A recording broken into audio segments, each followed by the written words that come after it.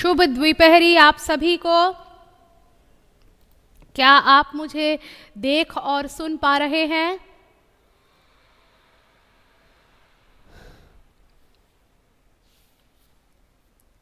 अच्छा, ठीक है। यदि आप मुझे देख और सुन पा रहे हैं तो फिर हम लोग क्लास की शुरुआत कर सकते हैं। तो विद्यार्थियों, मैं यहाँ आप लोगों से एक बात कह लूँ कि आप लोगों का, एक सेकंड, आप लोग देख पा रहे थे? अच्छा, कोई नहीं, चलिए।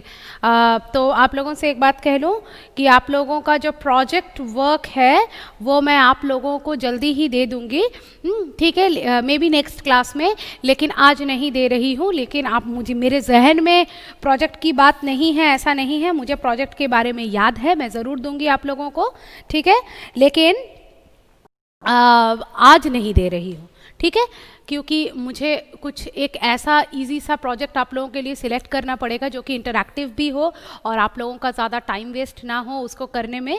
इस प्रकार का, प्लीज़ माइक्रोफोन को सब कोई अपना ऑफ करके रखिए, ठीक है, सभी अपने माइक्रोफोन को ऑफ कर दीजिए। चलिए, तो इसके बाद आते हैं सिलेबस पर। मैं बार बार आप लोगों को एक ही बात बता रही हूँ कि सिलेबस आप लोगों को आज मैं अभी प्रोवाइड नहीं कर रही हूँ। एक्चुअली सिलेबस आप लोगों का अपलोड हो जाएगा, so you will get it in uploaded form. फिर भी अगर नहीं प्राप्त होता है तब मैं बता दूंगी, लेकिन फ़िलहाल के लिए मैं जो पढ़ा रही हूँ वही आपका सिलेबस है, आप बस उसी को फॉलो करते जाइए, ठीक है। तो हम लोगों ने जैसे कि मतलब रहीम के दोहे हमने पढ़े हैं हमारे वसंत में, इसी तरह से हमने जो है हमारा जो ग्रामर है, व्याकरण है, उसमें समास को स्टार्ट किया है। इसी तरह से आप लोगों की जो तीसरी किताब है जिसका नाम है महाभारत, आज मैं आप लोगों को वो महाभारत पढ़ाने जा रही हूँ, ठीक है। तो आप लोगों का ये जो महाभारत का पाठ है, ये महाभारत में आज मैं आप लोगों को जो पढ़ाऊँगी वो है आपके पृष्ठ संख्या 45 में एक चैप्टर है जिसका नाम है भीम और हनुमान, ठीक है। तो सभी महाभारत निकालकर भीम और हनुमान नामक पाठ पृष्ठ संख्या 45 में निकाल लीजिए, मैं भी निकाल लेती हूँ, फिर हम लोग पढ़ना स्टार्ट करेंगे, ठीक है।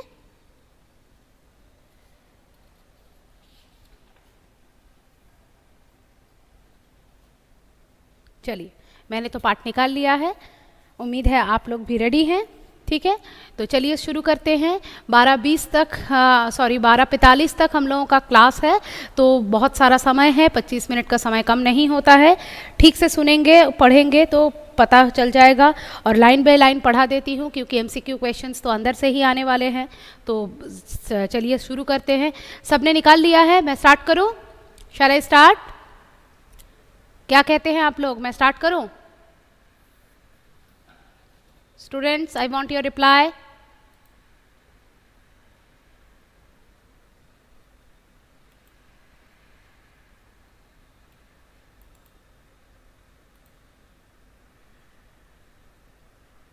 Okay, I'm getting your replies.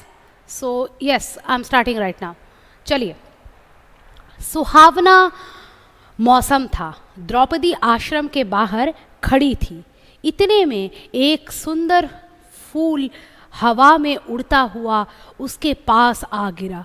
Draupadi ने उसे उठा लिया और भीमसेन से जाकर बोली, क्या तुम जाकर ऐसे ही कुछ और फूल ला सकोगे? इसको पढ़ाने से पहले मैं आप लोगों को कुछ एक बात कह देती हूँ, वो ये कि हम लोगों का ये जो मतलब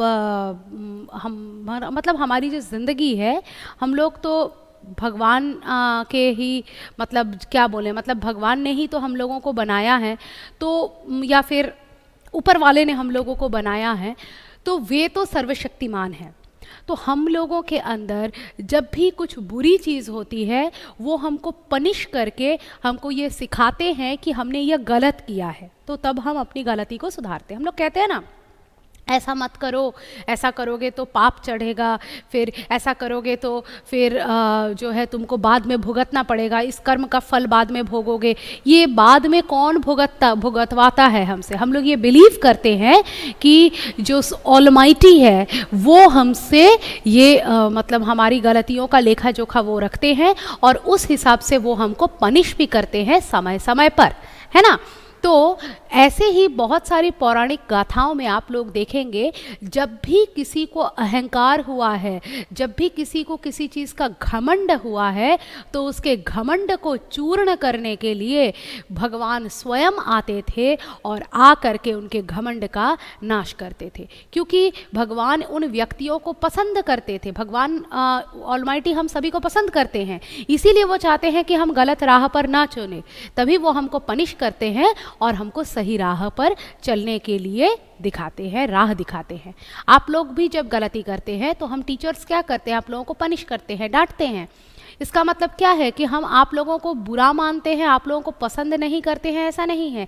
एक्चुअली हम आप लोगों को बहुत ज़्यादा पसंद करते हैं, इसलिए हम चाहते हैं कि आपको पनिश कर दें, जिससे कि आप डर जाएं और वो गलती दोबारा ना करें, यानी कि आप एरर फ्री होके अच्छे इंसान बने रहें। ठीक है, तो ऐसी ही कोशिश के कारण ही मतलब जो है हनुमान जी, जो कि एक्चुअली रामायण के वक्त प्रेजेंट थे, वो जो है महाभारत में उपस्थित होते हैं, क्योंकि भीमसेन को किंचित घमंड हो गया था अपने बाहुबल का कि वही सबसे ज़्यादा सर्वशक्तिमान है, और इस कॉम्प्लेसेंसी के कारण हो सकता है कि आगे जाकर महाभारत के युद्ध में वो हार भी जाते।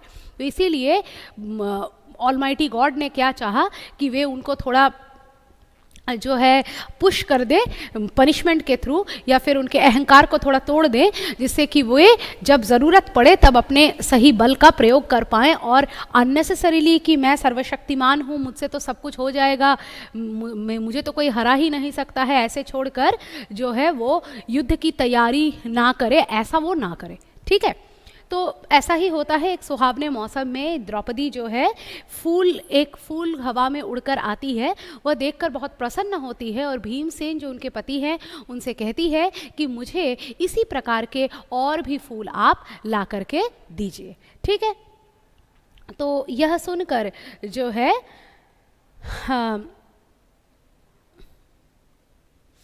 यह कहती हुई द्रौपदी हाथ में फूल लिए युधिष्ठिर के पास दौड़ी। ठीक है, तो द्रौपदी ने भीमसेन के पास जाकर बोला कि क्या तुम मुझको जाकर ऐसे फूल ला दोगे, और कहते कहते वो युधिष्ठिर के पास दौड़ कर गई। द्रौपदी की इच्छा पूरी करने के लिए भीमसेन उस फूल की तलाश में निकल पड़ा। अब द्रौपदी ने किसी चीज़ की इच्छा की थी, तो उसकी इच्छा की पूर्ति हेतु भीमसेन क्या करते हैं, निकल पड़ते हैं उस फूल की तलाश में। ठीक है, क्या होता है कि चलते चलते वह पहाड़ की घाटी में जा पहुंचा, जहां केले के पेड़ों का एक विशाल बगीचा लगा हुआ था। जाते जाते वो कहाँ चले जाते हैं, वे पहाड़ की एक घाटी में चले जाते हैं, और जहाँ पर क्या होता है कि केले के पेड़ों का एक विशाल बगीचा, एक बहुत बड़ा बगीचा जो है लगा रहता है। ठीक है, फिर क्या होता है कि बगीचे के बीच एक बड़ा भारी बंदर रास्ता रोके लेटा हुआ था, और बगीचे के बीच में वे देखते हैं कि एक बड़ा भारी सा बंदर जो है लेटा हुआ है। और कैसे लेटा है, रास्ता रोके, मतलब वो ऐसे ही लेटा है कि अगर जाना पड़ेगा तो उसको हटा करके जाना पड़ेगा। वो रास्ते के बीचों बीच पूरा रास्ता रोक करके वो बंदर जो है लेटा हुआ है। बंदर ने भीम की तरफ देखकर कहा, मैं अस्वस्थ हूं, इसलिए लेटा हुआ हूं, जरा आंख लग गई थी, जो तुमने आकर नींद खराब कर दी। तुम मुझे जगाया क्यों तुमने? हनुमान जी क्या कर रहे हैं, भीमसेन को पहले से ही ललकार रहे हैं, चैलेंज कर रहे हैं, ऐसे कर रहे हैं कि ये गुस्से में आ जाए और कुछ ऐसी वैसी हरकत करे कि वो जिस उद्देश्य से, जिस मकसद से भी हनुमान जी वहाँ पधारे थे उसको कंप्लीट कर पाए। इसलिए वो क्या कहते हैं, उसे कहते हैं मैं अस्वस्थ हूँ, बीमार हूँ, इसलिए मैं थोड़ा लेटा हुआ था, पता नहीं तुम कहाँ से आ जाते हो और मेरी नींद खराब करते हो। भाई क्यों खराब की तुमने मेरी नींद? एक बंदर ने के इस प्रकार मनुष्य जैसा उपदेश देने पर भीमसेन को बड़ा क्रोध आया और बोला, जानते हो मैं कौन हूँ? मैं कुरु वंश का वीर, कुंती का बेटा हूँ, मुझे रोको मत, मेरे रास्ते से हट जाओ और मुझे आगे जाने दो। तो बोलते हैं कि एक बंदर होकर तुम इंसानों से टकरा रहे हो, इंसानों को ज्ञान देते हो, तुम जानते हो मैं कौन हूँ? फिर अपना परिचय देता है। इसका मतलब क्या, उसका अहम बोल रहा है, उसका अहंकार उसको ये सब बुलवा रहा है ना। बंदर बोला, देखो भाई, मैं बूढ़ा हूँ, कठिनाई से उठ बैठ सकता हूँ, ठीक है, यदि तुम्हें आगे बढ़ना ही है तो मुझे लांघ कर चले जाओ। बोला, देखो भाई, मैं बूढ़ा हूँ, बहुत मुश्किल से मैं उठता हूँ, लेटता हूँ, बैठता हूँ, फिर एक बार मैं लेट गया हूँ तो मेरे लिए तो उठना मुश्किल है। तो अगर तुमको बहुत जल्दी है तो तुम एक काम करो, मुझे लांघ कर, मतलब मुझे जो है गैलप करके तुम चले जाओ। तो क्या होता है कि भीमसेन ने कहा, किसी जानवर को लांघना अनुचित कहा गया है, इसी से मैं रुक गया, नहीं तो मैं कभी का तुम्हें एक छलांग लगाकर चला गया होता।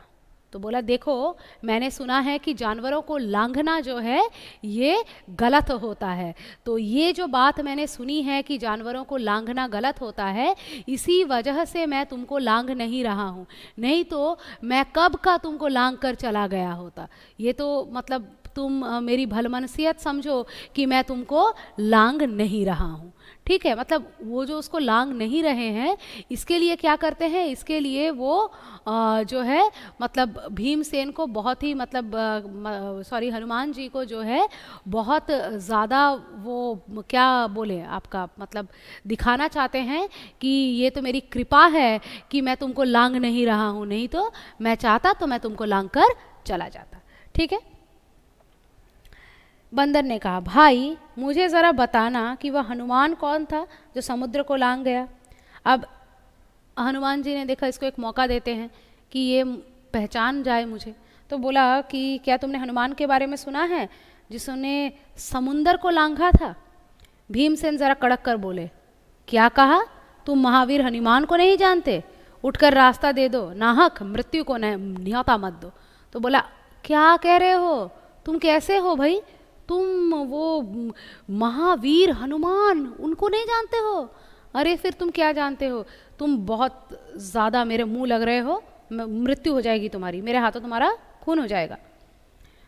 बंदर बड़े करुण स्वर में बोला, हे वीर शांत हो जाओ, इतना क्रोध ना करो, यदि मुझे लांघना तुम्हें अनुचित लगता है तो मेरी इस पूंछ को हटाकर एक ओर कर दो और चले जाओ।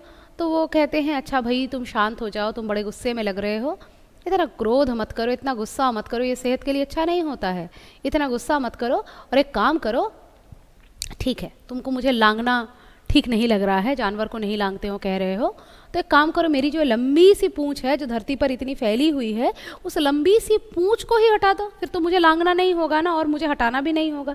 तो तुम एक काम करो, मेरी इस जो पूंछ है इस पूंछ को पकड़कर तुम थोड़ा साइड कर दो, एक और कर दो और तुम वहाँ से होकर चले जाओ, तब भी तो तुम जा सकते हो, है ना। बात सही थी। तो भीमसेन ने बंदर की पूंछ एक हाथ से पकड़ ली, लेकिन आश्चर्य, तो बड़ी अच्छी बात है ना, पूंछ है, पूंछ को पकड़ो हटा दो, ये कौन सी बड़ी बात है भीमसेन जैसे महावीर के लिए। तो वे क्या करने लगे, ऐसे पकड़ने लगे, पकड़ के हटाएंगे, लेकिन आश्चर्य क्या होता है देखते हैं। भीम ने पूंछ पकड़ तो ली पर वह उससे जरा भी नहीं हिली। पकड़ तो ली भीम ने पूंछ को, लेकिन वो तो हिलने का नाम नहीं ले रही है, बिल्कुल भी हिल नहीं पा रही है पूंछ उनसे। मतलब हटाना तो दूर की बात, वो पूंछ को हिला भी नहीं पा रहे हैं, पकड़ के लिफ्ट करके ऊपर की ओर खींच भी नहीं पा रहे हैं, ठीक है।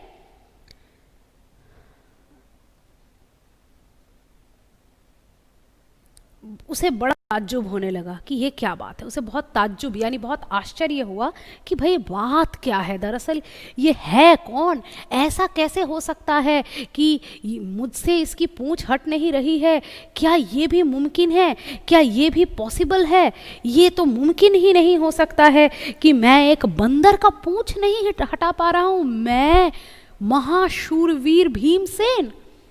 तो फिर उन्होंने क्या किया, दोनों हाथों से पूंछ को पकड़कर खूब जोर लगाया, एक हाथ से उठाने गए, नहीं उठा। तो हम लोग क्या करते हैं, जब किसी चीज़ को बहुत भारी लगता है, एक हाथ से नहीं उठा पाता, दोनों हाथों से पकड़ के उसको उठाते हैं। उन्होंने भी ऐसा ही किया, दोनों हाथों से पकड़कर उसको खींचातानी करने लगे, भाई उठ जा पूंछ भैया उठ जा। तो क्या हुआ कि किंतु पूंछ वैसी की वैसी धरी रही, जहाँ धरी थी, जहाँ पड़ी हुई थी पूंछ वैसी ही रही, इनका खींचातानी करना सब इन वेन चला गया, सब बेकार हो गया। तो क्या हुआ कि भीम बड़ा लज्जित हुआ, उसे बड़ी लज्जा आई। मैं भीमसेन एक बंदर का पूंछ हटाना तो दूर की बात, हिला नहीं पा रहा हूं। अपने बल पर आश्चर्य हुआ और बहुत लज्जा भी आई, शर्मिंदगी हुई। उसका गर्व चूर हो गया, उसका जितना घमंड, जितनी ऐंठन उसके अंदर आ गई थी, पूरा चूर चूर हो जाता है। उसे बड़ा विस्मय होने लगा कि मुझसे अधिक ताकतवर ये कौन है। उसको कदाचित यह अंधविश्वास हो गया था कि मैं सर्वशक्तिमान हूँ, मेरे अंदर सबसे ज़्यादा शक्ति है। तो उसको लगता है मुझसे ज़्यादा शक्तिशाली कौन आ गया है भाई यहाँ पर, वो भी एक जानवर। तो भीम के मन में बलिष्ठों के लिए बड़ी श्रद्धा थी, लेकिन भीम अच्छे इंसान थे और वे जो भी बलिष्ठ होते थे, जो भी शक्तिशाली होते थे, उनके लिए उनके मन में एक खास किस्म की श्रद्धा होती थी। वो उनका बहुत आदर करते थे, ऑनर करते थे। तो उन्होंने बोला मुझे क्षमा कर दें, नम्र हो गए, बहुत विनम्र आवाज़ में एकदम सभ्यता के साथ बोला मुझे क्षमा कर दें, आप कौन हैं। तो बोला कि मुझे क्षमा कर दीजिए, आप कोई साधारण तो लगते नहीं हैं, नहीं तो ये हो नहीं सकता था, आप कौन हैं।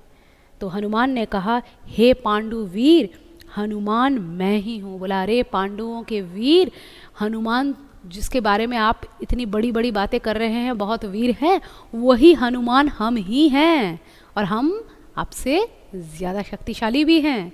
तो आप ये बात जान कर रखिए कि आप सर्वशक्तिमान नहीं हैं। वानर श्रेष्ठ, मुझसे बढ़कर भाग्यवान और कौन होगा जो मुझे आपके दर्शन प्राप्त हुए। बोला अरे बाप रे, वानरों में श्रेष्ठ आप, ये मेरा क्या भाग्य हो, भाग्य मेरे कि आज मुझे आपके दर्शन हो गए। इस मतलब रामायण के बाद महाभारत का मतलब काल था ना। त्रेता में राम जी थे, द्वापर युग में श्री कृष्ण थे, तो द्वापर युग में महाभारत हो रहा था। तो इस युग में मुझे आपके दर्शन हुए, कहकर भीमसेन ने हनुमान को दंडवत प्रणाम किया। दंडवत प्रणाम करना मतलब साष्टांग प्रणाम करना, पूरा लेट कर नमन किया भीमसेन को, हनुमान जी को। मारुति के आशीर्वाद ने आशीर्वाद देते हुए कहा भीम, युद्ध के समय तुम्हारे भाई अर्जुन के रथ पर उड़ने वाली ध्वजा पर मैं विद्यमान रहूँगा, विजय तुम्हारी ही होगी। तो उसके बाद मारुति किनको कहते हैं, इन्हीं को कहते हैं हनुमान जी को। वो मारुति नंदन भी ऐसे कहते हैं, हवा के पुत्र, मारुति हवा, ठीक है। तो मारुति नंदन ने क्या किया कि मतलब क्योंकि वो पवन पुत्र थे, तो मारुति नंदन यानी हवा के पुत्र, पवन के पुत्र, ठीक है। तो उन्होंने उसको आशीर्वाद दिया और कहा कि देखो भीम, तुम बड़े शक्तिशाली हो, बहुत अच्छी बात है, लेकिन मैं भी धर्म का साथ देना चाहता हूँ, यानी तुम लोगों का साथ तो मैं दूंगा क्योंकि तुम लोग धर्म के पक्ष में हो। इसलिए तुम्हारा भाई जो है अर्जुन, उसका जो युद्ध का रथ होगा, उस रथ की ध्वजा पर, पताका, फ्लैग पर मैं विद्यमान रहूँगा, मैं रहूँगा, आप लोगों के फ्लैग पर मैं रहूँगा। महावीर हनुमान अगर आपके मतलब रथ के फ्लैग पर रहे तो बस उनकी ताकत आपके साथ है। तो बोला विजय तुम्हारी ही होगी, तुम बिल्कुल चिंता मत करो।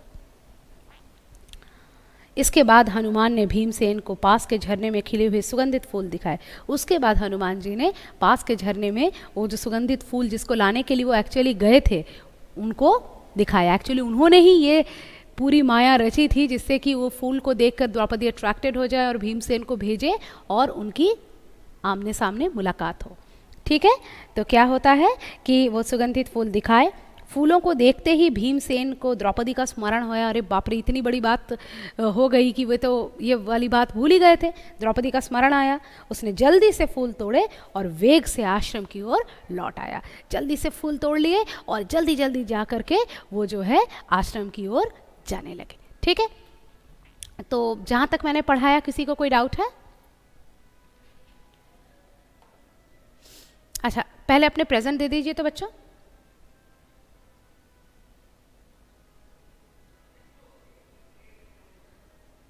ठीक है, चलिए बच्चों थोड़ा प्रेजेंट दे दीजिए अपने।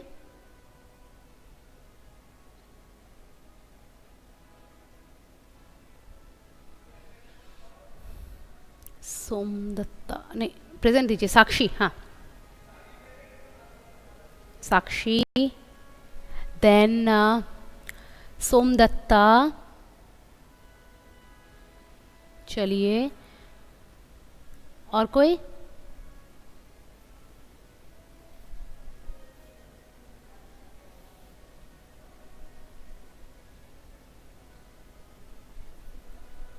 यश, और कोई नहीं है ना क्लास में आज?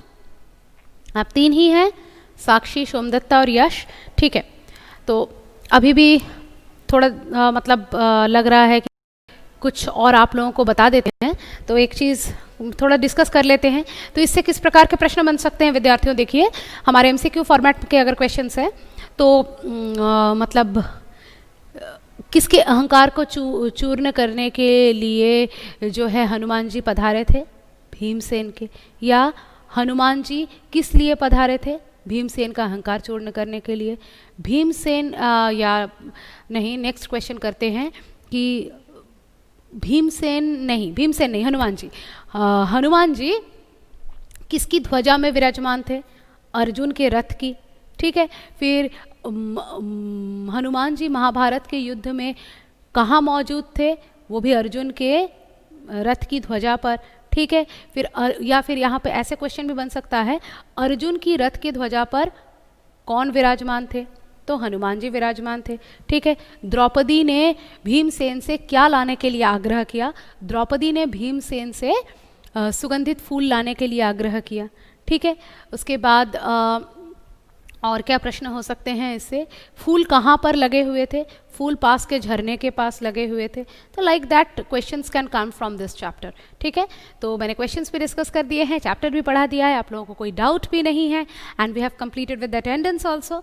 सो I must say goodbye to you, और never say goodbye, bye to you. See you again, till then, bye.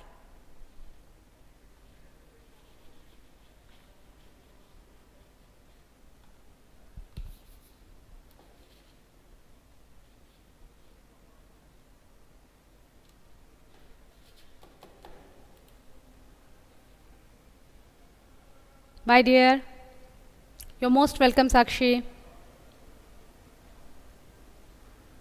See you all. Bye.